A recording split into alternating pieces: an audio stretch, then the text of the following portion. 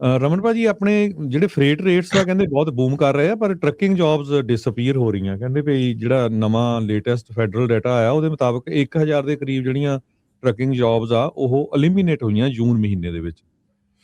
ਬਿਲਕੁਲ ਜੀ। ਇੱਥੇ ਹੁਣ ਹਰਜੋਤ ਭਾਜੀ ਬਹੁਤ ਜਿਹੜੀ ਚੀਜ਼ ਆ ਉਹ ਹੁਣ ਚੱਲ ਰਹੀ ਹੈ ਉੱਥੇ ਕਿ ਬਹੁਤ ਜ਼ਿਆਦਾ ਫੈਕਟਰ ਹੈਗੇ ਆ ਇਹਦੇ ਵਿੱਚ, ਹੈ ਨਾ, ਕਿ ਕਈ ਕੰਪਨੀਜ਼ ਜਿਹੜੀਆਂ ਹੈਗੀਆਂ ਡੈਫੀਨੇਟਲੀ ਇੰਡਸਟਰੀ ਬੂਮ ਕਰ ਰਹੀ ਹੈ, ਪਰ ਕੰਪਲਾਇੰਸ ਜਿਹੜੀ ਹੈਗੀ ਆ ਜੇ ਉੱਥੇ ਨਹੀਂ ਹੈਗੀ, ਤੇ ਕੰਪਲਾਇੰਸ ਦੇ ਕਰਕੇ ਵੀ ਬਹੁਤ ਜਿਹੜੀਆਂ ਕੰਪਨੀਜ਼ ਹੈਗੀਆਂ ਆਊਟ ਆਫ ਬਿਜ਼ਨਸ ਜਾ ਰਹੀਆਂ ਹੈਗੀਆਂ, ਉਹ ਜਾ ਸਕਦੀਆਂ ਹੈਗੀਆਂ।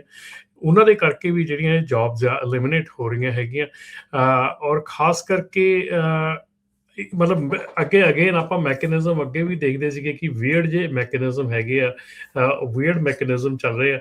ਔਰ ਹੁਣ ਮੈਕੈਨਿਜ਼ਮ ਜਿਹੜਾ ਹੈਗਾ ਉਹ ਚੱਲ ਰਿਹਾ ਹੈਗਾ ਕਿ ਜਿੱਥੇ ਫਰੇਟ ਜਿਹੜਾ ਇੰਨਾ ਬੂਮ ਕਰ ਰਿਹਾ ਹੈਗਾ, ਰੇਟਸ ਇੰਨੇ ਬੂਮ ਕਰ ਰਹੇ ਹੈਗੇ ਆ, ਲੇਕਿਨ ਅਨਫੋਰਚੂਨੇਟਲੀ ਜੌਬਸ ਜਿਹੜੀਆਂ ਉਹ ਥੱਲੇ ਨਹੀਂ ਜਾ ਰਹੀਆਂ ਹੈਗੀਆਂ।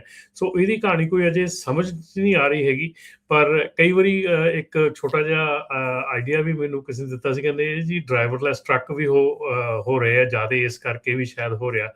ਪਰ ਏਡਾ ਵੱਡਾ ਫਰਕ ਨਹੀਂ ਹੁੰਦਾ ਕਿ ਡਰਾਈਵਰਲੈਸ ਟਰੱਕ ਦੇ ਵਿੱਚ ਇੰਨਾ ਜ਼ਿਆਦਾ ਫਰਕ ਪੈ ਜਾਵੇ। ਪਰ ਸਟਿਲ ਜਿਹੜੀਆਂ ਇਹ ਚੀਜ਼ਾਂ ਹੈਗੀਆਂ ਇਹ ਕਾਫੀ ਬੋਦਰਸਮ ਹੈਗੀਆਂ ਕਿ ਜੌਬਸ ਕਿਉਂ ਜਿਹੜੀਆਂ ਉਹ ਲੂਜ਼ ਹੋ ਰਹੀਆਂ ਹੈਗੀਆਂ ਇਸ ਸੈਕਟਰ ਦੇ ਵਿੱਚ, ਜਦ ਕਿ ਇਹ ਸੈਕਟਰ ਜਿਹੜਾ ਇਸ ਵੇਲੇ ਕਾਫੀ ਅੱਛਾ ਜਿਹੜਾ ਚੱਲ ਰਿਹਾ ਹੈਗਾ। ਪਰ ਇਹਦੇ ਨਾਲ ਹੀ ਹਰਜੋਤ ਭਾਜੀ ਪਿਛਲੇ ਇਸ ਹਫ਼ਤੇ ਦੇ ਵਿੱਚ ਹੀ 10 ELDs ਹੋਰ ਜਿਹੜੀਆਂ ਰਿਵੋਕ ਕਰ ਦਿੱਤੀਆਂ ਗਈਆਂ। 10 ELDs ਜਿਹੜੀਆਂ ਆ ਹੋਰ ਉਹਦੇ ਵਿੱਚੋਂ ਕੱਢ ਦਿੱਤੀਆਂ ਗਈਆਂ ਲਿਸਟ 'ਚੋਂ। ਉਹਦੇ ਨਾਲ ਵੀ ਬਹੁਤ ਜਿਹੜੀਆਂ ਕੰਪਨੀਜ਼ ਹੈਗੀਆਂ ਪ੍ਰੋਬਲਮ 'ਚ ਆਉਂਦੀਆਂ ਹੈਗੀਆਂ, ਕਿਉਂਕਿ ਜਿਹੜੇ ਉਹ ਯੂਜ਼ ਕਰਦੇ ਹੈਗੇ ਆ।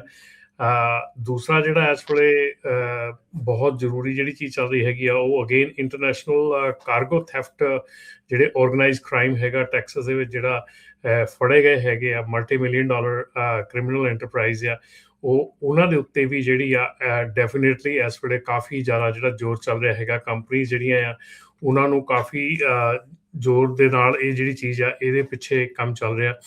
ਸੋ ਕਾਫੀ ਚੀਜ਼ਾਂ ਹੈਗੀਆਂ ਔਰ ਇੰਨਾ ਕੁ ਵੋਲੇਟਾਈਲ ਇਸ ਵੇਲੇ ਹੈਗਾ ਕਿ ਜਿਹੜੀ ਇੰਡਸਟਰੀ 'ਚ ਆਪਾਂ ਗੱਲ ਕਰਦੇ ਇੰਨੀ ਵੋਲੇਟਾਈਲ ਚੱਲ ਰਹੀ ਆ ਕਿ ਡੈਫੀਨੇਟਲੀ ਬਹੁਤ ਜਿਹੜੀਆਂ ਕੰਪਨੀਆਂ ਹੈਗੀਆਂ they are looking for drivers ਦੀ ਕਮੀ ਡੈਫੀਨੇਟਲੀ ਮਹਿਸੂਸ ਹੋ ਰਹੀ ਹੈ, ਕਿਉਂਕਿ ਬਹੁਤ ਜ਼ਿਆਦਾ ਜਿਹੜੇ ਡਰਾਈਵਰਸ ਹੈਗੇ ਆ ਉਹ ਸ਼ਾਇਦ ਕੰਮ ਤੇ ਜਾਣ ਤੋਂ ਕਤਰਾ ਰਹੇ ਆ, ਕਿਉਂਕਿ ਜਿੱਦਾਂ ਦੇ ਹਾਲਾਤ ਆਪਾਂ ਦੇਖ ਰਹੇ ਹਾਂ, ਦੱਸ ਰਹੇ ਹਾਂ, ਉੱਦਾਂ ਦੇ ਹਾਲਾਤਾਂ ਦੇ ਵਿੱਚ ਸ਼ਾਇਦ ਕੋਈ ਉਹ ਜਿਹੜਾ ਆ ਕੰਮ ਤੇ ਜਾਣ ਨੂੰ ਰਾਜ਼ੀ ਹੁੰਦਾ। ਜੀ ਬਿਲਕੁਲ। ਸੋ ਤੇ ਕਾਲ ਕਰ ਸਕਦੇ ਹੋ, ਨੰਬਰ ਹੈ 408-272-5200 4082725200 ਦੇ ਉੱਤੇ ਤੁਸੀਂ ਕਾਲ ਕਰਕੇ ਟਰੱਕਿੰਗ ਬਾਰੇ ਜੇ ਤੁਹਾਡਾ ਕੋਈ ਕੁਐਸਚਨ ਆ, ਤੁਹਾਡਾ ਕੋਈ ਵਿਚਾਰ ਆ, ਜੇ ਤੁਸੀਂ ਪੁੱਛਣਾ ਚਾਹੁੰਦੇ ਹੋ ਤਾਂ ਕਾਲ ਕਰ ਸਕਦੇ ਹੋ। ਨੰਬਰ ਹੈ 4082725200 ਦੇ ਉੱਤੇ। ਕੀ ਡਰਾਈਵਰਸ ਕੰਪਨੀਜ਼ ਨੂੰ ਮਿਲ ਰਹੇ ਨੇ, ਨਹੀਂ ਮਿਲ ਰਹੇ ਨੇ, ਕੀ ਸਿਚੁਏਸ਼ਨ ਆ? ਆਪਣੀਆਂ ਕੰਪਨੀਆਂ ਤੁਹਾਡੀ ਅਕਸਰ ਗੱਲ ਹੁੰਦੀ ਰਹਿੰਦੀ ਹੋਣੀ ਆ ਟਰੱਕਿੰਗ ਕੰਪਨੀਜ਼ ਦੇ ਨਾਲ, ਕੀ ਸਿਚੁਏਸ਼ਨ ਗਰਾਊਂਡ ਰਿਪੋਰਟ ਕੀ ਦੱਸਦੇ ਨੇ? ਦੇਖੋ ਜੀ, ਗਰਾਊਂਡ ਰਿਪੋਰਟ ਸਾਰਿਆਂ ਨਾਲੋਂ ਵੱਡੀ ਚੀਜ਼ ਇਹ ਹੈ ਕਿ ਕੁਆਲੀਫਾਈਡ ਡਰਾਈਵਰਸ ਦੀ ਬਹੁਤ ਕਮੀ ਆ। ਇਹ 100% ਗੱਲ ਸਹੀ ਆ। ਕੁਆਲੀਫਾਈਡ ਡਰਾਈਵਰ ਜਿਹੜੇ ਚੰਗੇ ਡਰਾਈਵਰ ਹੈ, ਗੁੱਡ ਡਰਾਈਵਰਸ ਹੈ, ਉਹਨਾਂ ਦੀ ਬੜੀ ਕਮੀ ਆ। ਕੰਪਨੀਜ਼ ਨੂੰ ਵਾਰ-ਵਾਰ ਬਹੁਤ ਕੰਪਨੀਜ਼ ਨੂੰ ਕਹੀਦਾ ਹੈ ਕਿ ਤੁਸੀਂ ਕੁਆਲੀਫਾਈਡ ਡਰਾਈਵਰ ਨੂੰ ਥੋੜ੍ਹਾ ਜਿਹਾ ਟਾਈਮ ਲਾ ਕੇ ਚੂਜ਼ ਕਰਿਆ ਕਰੋ, ਪਰ ਜਦੋਂ ਡਰਾਈਵਰਸ ਦੀ ਕਮੀ ਆ ਜਾਂਦੀ ਆ ਫਿਰ ਤੁਸੀਂ ਕੰਪਰੋਮਾਈਜ਼ ਕਰ ਜਾਂਦੇ ਆ, ਆਪਣੀ ਸਿਲੈਕਸ਼ਨ ਪ੍ਰੋਸੈਸ ਦੇ ਵਿੱਚ ਕੰਪਰੋਮਾਈਜ਼ ਹੋਣਾ ਸ਼ੁਰੂ ਹੋ ਜਾਂਦਾ, ਤੇ ਉਹ ਕੰਪਰੋਮਾਈਜ਼ ਹੀ ਜਿਹੜਾ ਕੀਤਾ ਤੁਹਾਨੂੰ ਅੱਗੇ ਜਾ ਕੇ ਨੁਕਸਾਨ ਕਰਦਾ। ਸੋ ਡੈਫੀਨੇਟਲੀ ਜਿਹੜੀ ਆ ਚੰਗੇ ਡਰਾਈਵਰਸ ਆ ਉਹਨਾਂ ਦੀ ਬਹੁਤ ਕਮੀ ਹੈਗੀ ਇਸ ਵੇਲੇ। ਤੇ ਜੇ ਤੁਸੀਂ ਟਰੱਕਿੰਗ ਦੇ ਵਿੱਚ ਹੈਗੇ ਜਾਂ ਡਰਾਈਵਰ ਕਮਿਊਨਿਟੀ ਦੇ ਵਿੱਚ ਹੈਗੇ ਆ ਤਾਂ ਡੈਫੀਨੇਟਲੀ ਤੁਸੀਂ ਇਸ ਵੇਲੇ ਆਪਣੀਆਂ ਸਕਿੱਲਸ ਨੂੰ ਬੈਟਰ ਕਰ ਸਕਦੇ ਹੈਗੇ ਆ।